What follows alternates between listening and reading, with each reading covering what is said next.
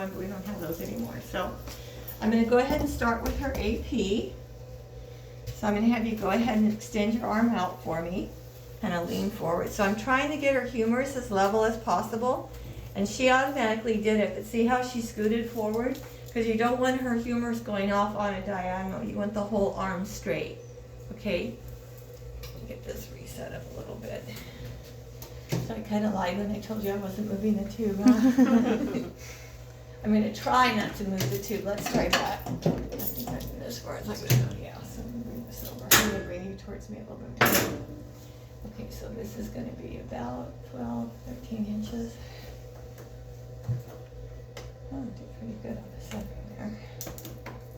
Okay, so we want the light to go just beyond the anacubital space. That's where the elbow and the humerus connect, and then just to the proximal end of the carpal bone. So I'm going to bring you back just a little bit and get this right in the center of the cassette. Okay, good. And then collimate side to side a little. And I could give her something to relax her hand on. Just like we had the fingers curled before, this kind of gets the carpal bone position to be parallel to the IR.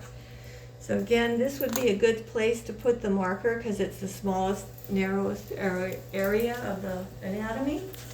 The other thing about this is which way do I put my marker? So can you go up to the forearm? Thank you.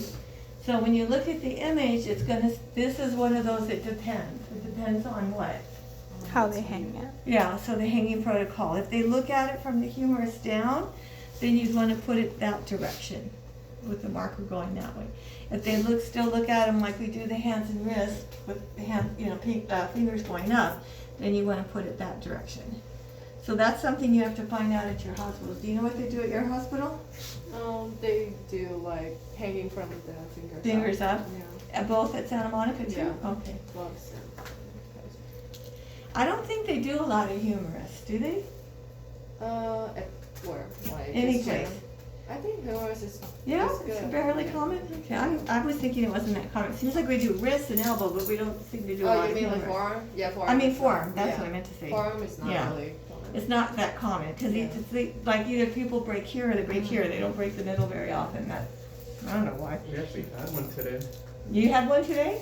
Oh, well, good. Yes, yeah. I mean, not like, good for "We're the learning this." patient, but it's good for. I was like, Mrs. Tarman. She just noticed that. Okay, go ahead and lift your arm up. Relax. Okay, so now I'm going to turn the cassette this way because we're going to do the lateral.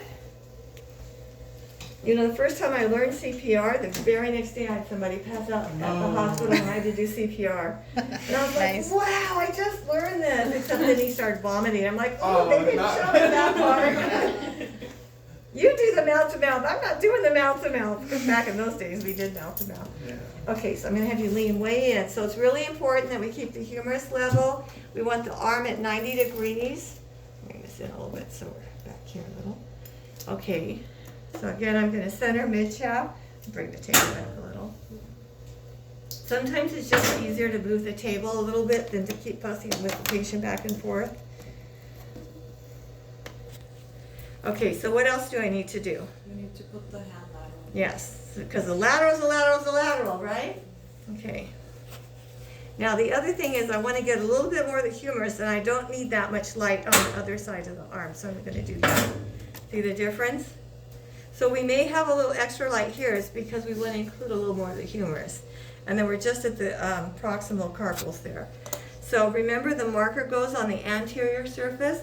Plus, if I try to put it here, which I see people do this all the time, it drives me crazy, because then what does that mean? Then they go like this to get the marker in there. Put the marker in a place where you have free real estate already. Look at all this free real estate. Right? Okay. So then we're done with the forearm. Easy peasy, lemon squeezy. Looks so easy till you get over there and start doing it, right? So like I said earlier, I'm going to get some of the cards out, or maybe you can print some cards if you're ready for Friday, those of you at Santa Monica, so you can have something to practice with. You know, come ready to study and do something productive. I'm not sure which one of you are at Santa Monica, so I'm staring at all of you right now.